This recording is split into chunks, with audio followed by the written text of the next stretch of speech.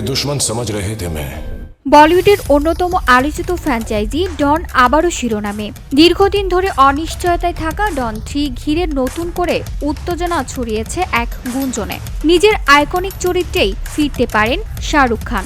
তবে 11 দেশের পুলিশের মোস্ট ওয়ান্টেড ডন হয়ে ফিরতে একটি স্পষ্ট শর্ত জুড়ে দিয়েছেন বলিউড বাদশা।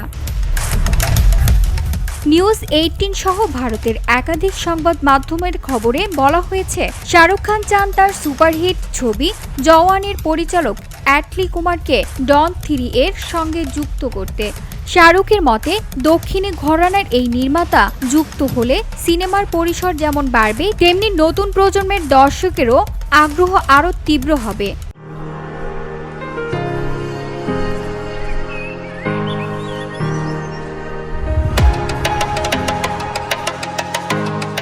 তবে শাহরুখের এই শর্ত নিয়ে এখনো পর্যন্ত ডন সিরিজের নির্মাতা ফারহান আখতারের পক্ষ থেকে আনুষ্ঠানিক কোনো প্রতিক্রিয়া পাওয়া যায়নি।